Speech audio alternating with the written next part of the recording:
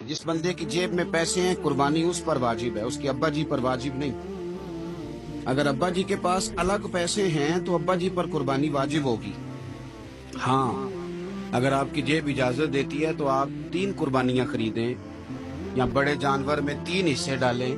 तो अब आप 2 वालदैन की हो गई, एक आपकी अपनी हो गई, लेकिन जब तक आप पर वाजिब कुर्बानी आप नहीं देते तब तक वालदैन की कुर्बानी देना दुरुस्त नहीं है, क्योंकि ये दीन में वाजिब है। जो नमाज आप पे फर्ज है वो आपने पढ़नी है, और जो अब्बा जी पे फर्ज है वो अब्बा जी ने पढ़नी है। इस मसले को भी जरूर ज़हन नशीन करें। उससे अगली बात जो और ज्यादा जरूरी है उसका जरूर ख्याल फरमाएं। हिस्से डाले जाते हैं कुर्बानी के हिस्से, तो 6 हिस्से हो गए, अब 7वां हिस्सा मिल नहीं रहा, तो एक तगड़े से बंदे के पास जाके मालदार से कहा कि चौधरी साहब हिस्सा डाल ले, एक हिस्सा कम है।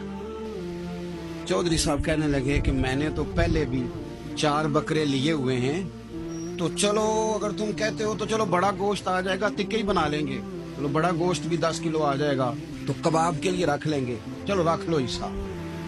अब 6 बंदों की नियत कुर्बानी की, 7वें की गोश्त की, उसकी नियत कुर्बानी की, पिछले 6 की भी कुर्बानी नहीं होगी, वो भी गए काम से। आप इस बात को समझें कि कुर्बानी का मतलब यह है कि खालिस अल्लाह की रजा के लिए मखसूस वक्त में मखसूस जानवर ज़िबा करना। इसलिए ये जरूर तवज्जो करें इस बात पर कि हम कई लोगों को फोर्स करके शामिल कर लेते हैं। बंदा मालदार होता है, वो भी कहता है चलो ठीक है कोई हर्ज नहीं, लेकिन वो नॉमिनेट करेगा। अगर उसने अपनी कुर्बानी रख लिया तो फिर वो बताएगा ये कुर्बानी किसकी है, वालदैन की है, किसकी है। तो कुर्बानी इस तरतीब से करें